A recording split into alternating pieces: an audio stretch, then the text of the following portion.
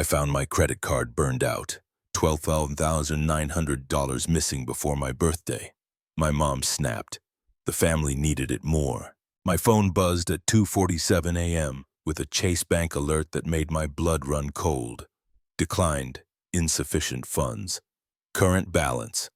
$9,832.19. I sat bolt upright in my apartment, staring at the screen like the numbers might rearrange themselves into something that made sense. My name is Emerin Clark, and I'm about to tell you how I discovered the truth about my family. Through a notification that shattered everything I thought I knew about love. The room felt smaller suddenly, the walls pressing in as I refreshed the app again and again. Same number, same devastating reality. $36,000 gone. Not spent by me, not authorized by me, just vanished. I called the fraud hotline first, my hand shaking as I navigated the automated system. Please hold while we review your account. The hold music was cheerful, almost mocking. When the representative finally came on, her voice was professionally sympathetic. Ma'am, I see multiple large withdrawals and transfers over the past month. The transactions appear to be authorized through your mobile banking app and debit card. Do you recognize any of these charges? I scrolled through the list she read. $8,500 to Denver Mortgage Solutions, $4,200 to Rocky Mountain Auto Repair, $3,800 to University of Colorado Hospital, $12,000 in cash withdrawals from various ATMs across Denver. Denver, where my parents lived, where I hadn't been in 6 months. Ma'am, are you still there? I need to call you back. My hands were trembling as I hung up. There was only one way they could have accessed my account. Only one explanation that made my stomach twist into knots. I scrolled through my contacts until I found the number I'd been calling every Sunday for the past 15 years. Dad answered on the third ring, his voice thick with sleep. Immers, honey, it's almost 3 a.m. What's wrong, Dad? Something's happened to my account. My credit card is maxed out and my checking account is overdrawn by almost $40,000. Did something happen in Denver? It's something. Hold on. I heard rustling footsteps, then Mom's voice in the background asking what was going on. Put it on speaker, David. Let me talk to her. The sound quality changed, and suddenly I could hear the TV in the background. Some late-night infomercial selling kitchen gadgets. Normal sounds, family sounds, sounds that used to comfort me. Immers, sweetie. Mom's voice cut through, sharp with that familiar edge of impatience. You're being dramatic again. We had some emergency expenses come up. Your father's back surgery, remember? And Garrett's Silverado broke down right before his job interview. We couldn't let him lose that opportunity. My brother Garrett, 28 years old and still letting our parents solve his problems. But you didn't ask me, I whispered. You just took it. Dad's voice returned, louder now, defensive. Look, Em, we raised you, we fed you, clothed you, put you through college. You owe us. This is just family taking care of family. The words hit me like a physical blow. You owe us. Not we're sorry, not we'll pay you back, but you owe us. I don't understand, I said, my voice barely audible. It's my birthday next week. I was planning to what? Mom interrupted, her laugh bitter and cold. Buy yourself some expensive dinner, take another one of your little spa weekends. Emerson, we needed this money for real problems, adult problems. You can celebrate your birthday when we're not losing the house. The silence that followed felt like drowning. I stared out my window at the skyline, at the life I'd built here, at the independence I thought I'd earned. Don't call me again, I said quietly. Emerson, don't be. I hung up, and that's when I realized I wasn't their daughter anymore. I was their ATM. I didn't sleep. Instead, I sat at my kitchen table with my laptop, a cup of coffee, and a growing sense of clarity that felt sharp as a scalpel. If they wanted to treat me like a bank, I was about to foreclose. The first call was to Chase Bank. I need to report unauthorized access to my accounts. But ma'am, earlier you said the transactions were possibly authorized by family members. No, I said firmly. I said they were made by people who had access to my information without my permission. That's identity theft. The representative's tone shifted. I understand. We'll begin the fraud investigation immediately.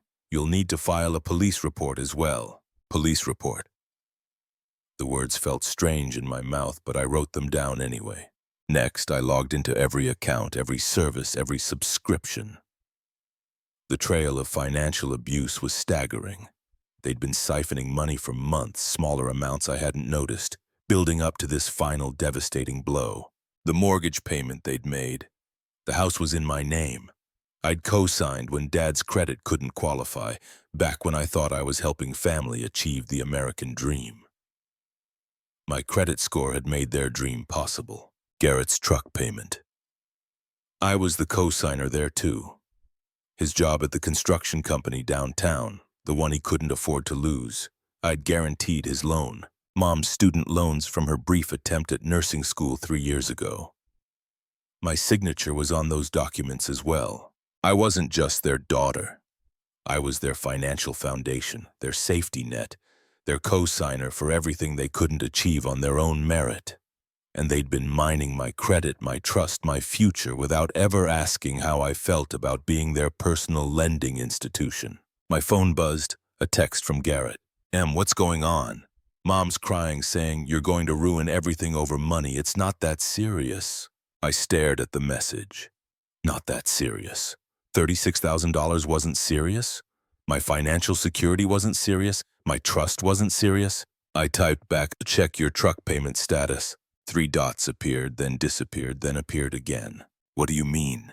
I was already on the phone with Colorado State Bank. Hi, I need to remove myself as co-signer on a vehicle loan. Account number. I read off Garrett's information from my files. Ma'am, removing yourself as co-signer requires either full payment of the loan or refinancing with a qualified borrower.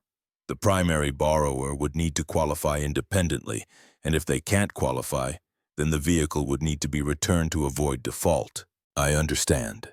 Please send me the paperwork to begin the removal process.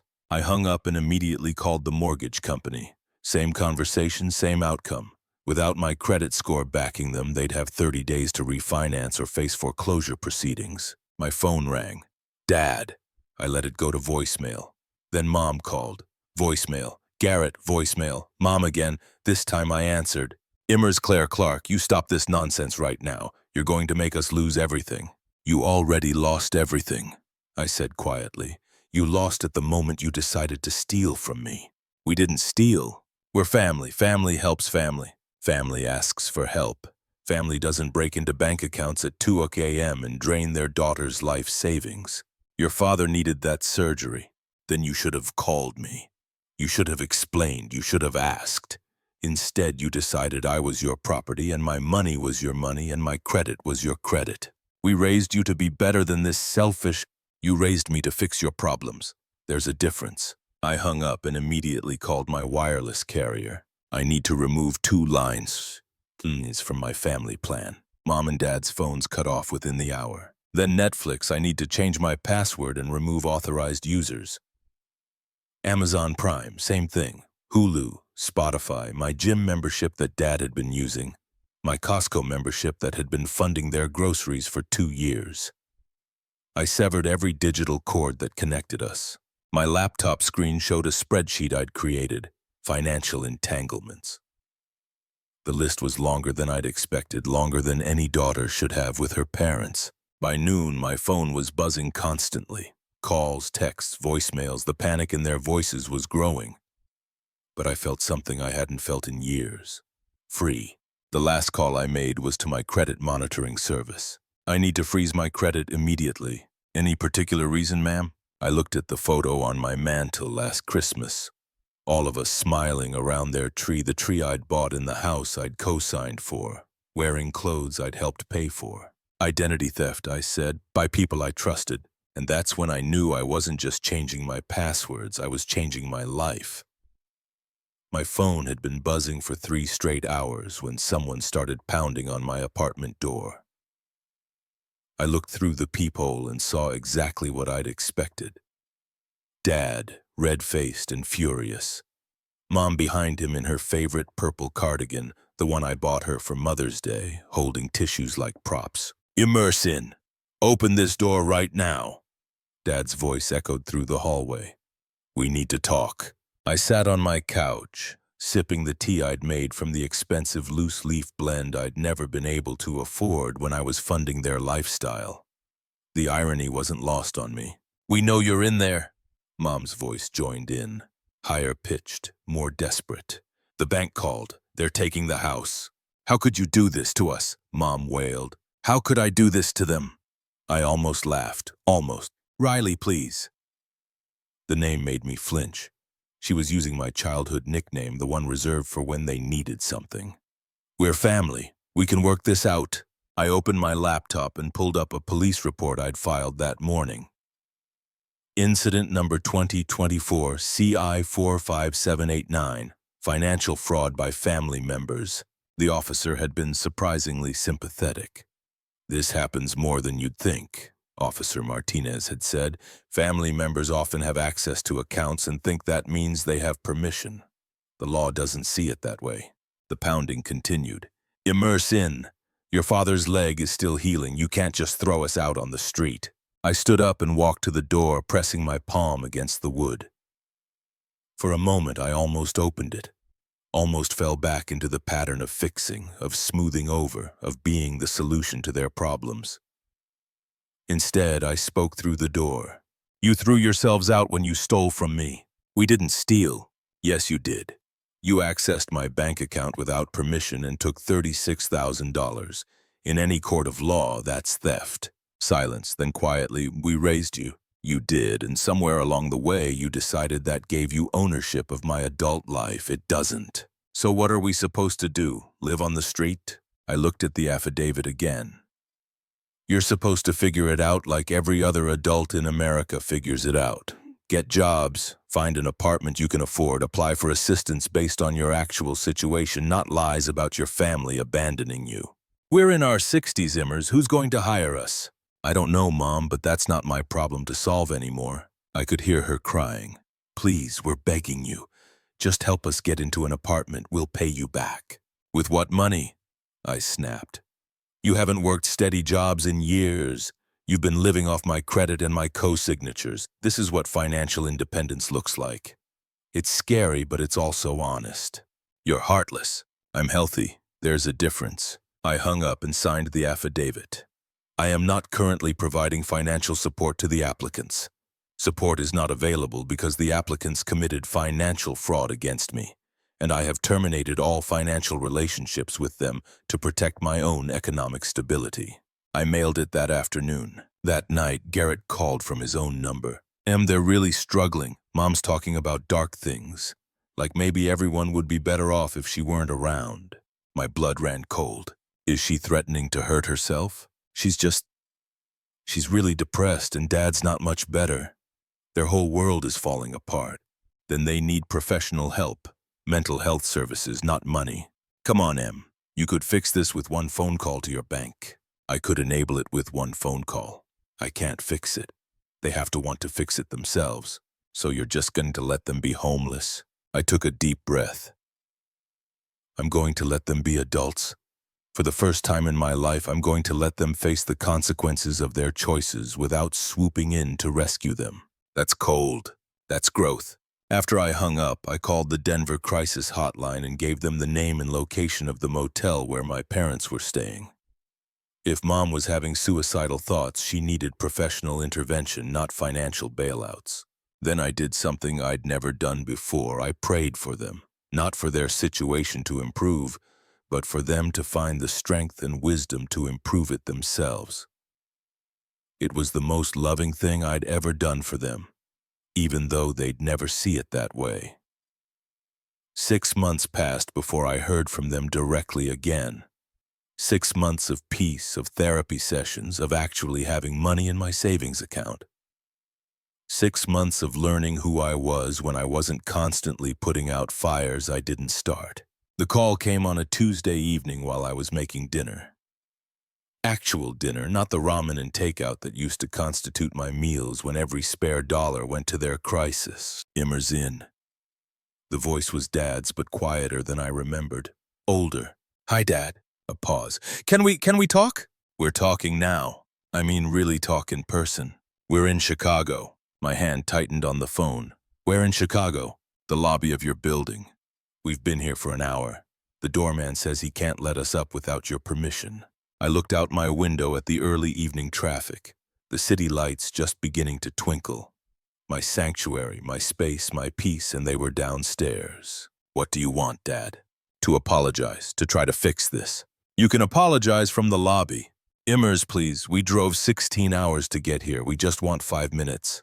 I thought about Dr. Patterson's words from our last session. You get to choose when and how you engage with them. You're not required to accept every olive branch, especially if it's not offered in good faith. Are you here to ask for money? I asked. No, we're not here for money. Are you here to guilt me into resuming financial support? A longer pause. No. Are you here to tell me how much I've hurt you by setting boundaries? I asked. Immers in. Because if you're here for any of those reasons, you can turn around and drive back to Denver. I'm not the same person I was 6 months ago. We know. His voice cracked. That's why we're here. We need to tell you some things we should have said a long time ago. Against my better judgment, I buzzed them up. They looked older when they stepped off the elevator. Dad's hair was grayer, his shoulders more stooped. Mom looked smaller somehow, wearing a coat I didn't recognize, not one I'd bought her. Your apartment is beautiful, Mom said softly, looking around at the space I'd furnished with my own money, my own taste, my own choices. Thank you. Sit down. They perched on my couch like visitors, not like parents who'd once felt entitled to everything I owned. Dad cleared his throat. We got jobs. I blinked. Jobs? Your mother's working at a grocery store. I'm doing maintenance at an apartment complex. The pay isn't great, but it comes with a small unit in the building. That's good. Mom spoke up, her voice barely above a whisper. We went to counseling, financial counseling and regular counseling. The therapist helped us understand some things. Like what? I asked. Dad shifted uncomfortably. Like how we treated you, not just the money thing. Everything since you were a kid. I felt my defenses rising. Okay. You were 12 when we first asked you to get a job, Mom continued. 12 because we couldn't manage our money and we were scared of losing the electricity. I remember that's when it started. When we started treating you like our financial plan instead of our daughter. Dad's hands were shaking slightly. The therapist asked us to make a list of all the times we'd asked you for money or used your credit or expected you to fix our problems. The list was Jesus, M. The list was 8 pages long. I said nothing. We stole your childhood, Mom said, tears rolling down her cheeks. We stole your young adulthood. We stole your sense of security and your ability to trust people. We stole $36,000. But that wasn't even the worst thing we took from you. What was the worst thing? I asked, though I wasn't sure I wanted to know. You're right to be our daughter, Dad said. We turned you into our parent. We made you responsible for keeping us afloat, and then we got angry when you couldn't do it anymore. The silence stretched between us. I could hear the city humming outside my windows. Life continuing as normal while my world shifted again. Why are you telling me this now? I asked. Because we don't want to die with this between us, Mom said. Because you deserve to hear us say that we were wrong, that we used you, that we hurt you, and that we're sorry. The apartment is small, Mom continued. 1 bedroom. We're learning to live within our means for the first time in, well, maybe ever. It's hard, but it's honest. I'm glad, I said, and meant it. We know we can't undo what we did, Dad said. We know we can't go back to being a normal family. We know you may never trust us again, but we wanted you to know that we understand now. What we did to you wasn't love. It was selfishness dressed up as family obligation. I felt something loosening in my chest. A knot I'd carried for so long I'd forgotten it was there. Thank you for saying that, I said. We brought you something. Mom reached into her purse and pulled out a small envelope. It's not much, $50 from our first paychecks. We know it's nowhere near what we owe you, but we wanted to start paying you back, even if it takes the rest of our lives. I took the envelope but didn't open it. You don't have to. Yes, we do, Dad said firmly. We do have to, not because you need the money, but because we need to do right by you. Finally, they stood to leave, and I felt a moment of panic. Not because I was losing them, but because I wasn't sure what came next. Can I ask you something? I said. Anything. Do you still think I owe you because you raised me? Mom and Dad looked at each other, then back at me. No, Mom said. We owe you. We owe you an apology, a debt we can never fully repay, and the space to decide whether you want us in your life on your terms, not ours. After they left, I sat in my quiet apartment holding the envelope. Inside was a $50 bill and a note, the first of many. We love you enough to let you go, Mom and Dad. I put the money in a jar on my kitchen counter. Not because I needed it, but because it was the first honest thing they'd given me in 20 years. It was a start. 2 years later, I'm sitting in a coffee shop in downtown Chicago on my 35th birthday, reading a text from Mom. Happy birthday, sweetheart. No strings attached, just love. The jar on my kitchen counter now holds $1,847 in small bills. Money they've sent me in increments of $20, $50, sometimes just $5, along with notes that never ask for anything in return. They're keeping their promise to pay me back, even though I told them it wasn't necessary. My phone buzzes again. A photo from Dad, him and Mom in their tiny apartment holding a birthday cake with Happy Birthday Emerson written in Mom's careful handwriting. They're smiling, but it's a different kind of smile than I remember. Quieter, more genuine. We talk once a month now. Short calls, usually about their work or the weather or the neighbors in their building. Normal things, parent-child things that don't revolve around crisis or money or what I can fix for them.